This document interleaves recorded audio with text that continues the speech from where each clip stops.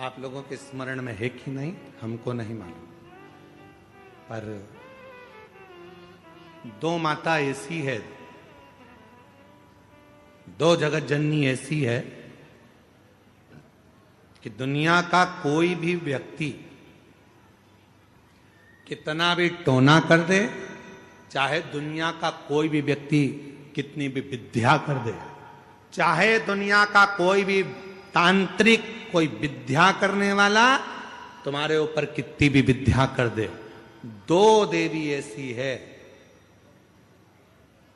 जो उस टोना को, उस विद्या को पलट देती है। और यह हम नहीं कह रहे हैं, देवी भागवत कह रही है। देवी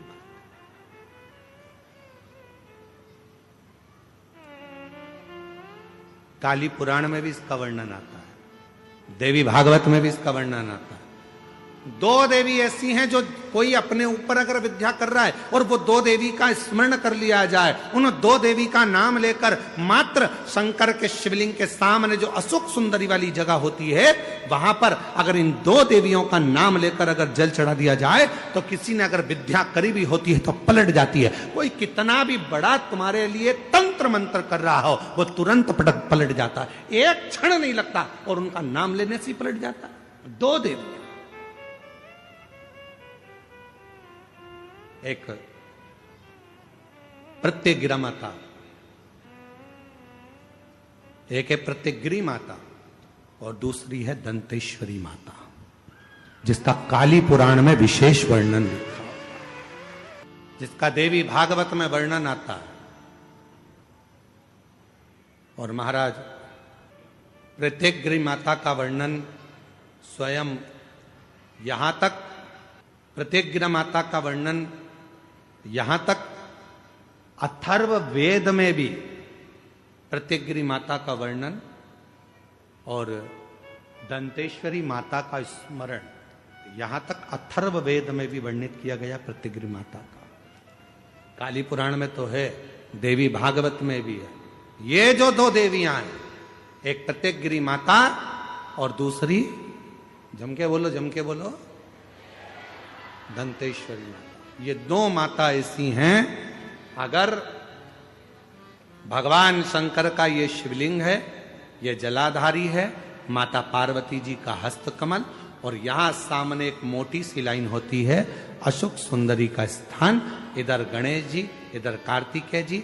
जब हम दक्षिण में खड़े होकर, उत्तर में मुख कर यहां खड़े होकर जब हम शिवलिंग पर जल चढ़ाते हैं और अपने जल के पात्र को थोड़ा सा आगे बढ़ाकर हम इस स्थान पर, अशोक सुंदरी के स्थान पर, इस यहां खड़े होकर जल चढ़ाते समय इस स्थान पर अपने पानी के लोटे को आगे बढ़ाते हैं और जल को यहां गिराते हैं।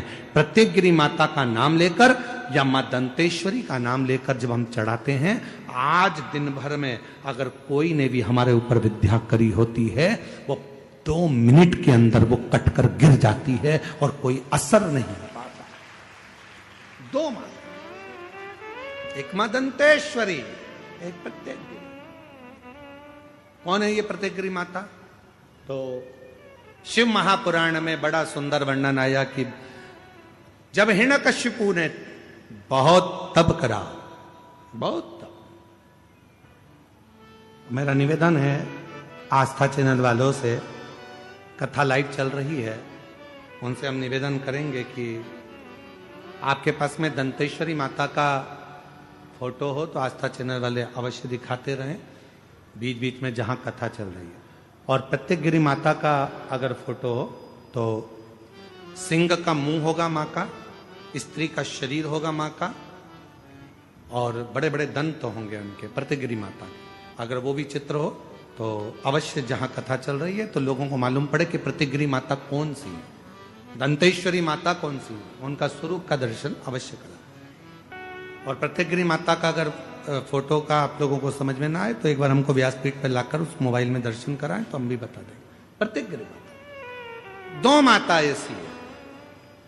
काली पुराण के अंतर्गत, देवी भागवत के अंतर्गत हमारे वेदों के अंतर्गत दो माताओं का क्रम बड़ा विचित्र। तो हम अभी जो कथा को प्रारंभ कर रहे हैं तो प्रत्येकगिरी से प्रारंभ कर रहे हैं और इसको लेकर जाएंगे दंतेश्वरी माता तक। मां दंतेश्वरी।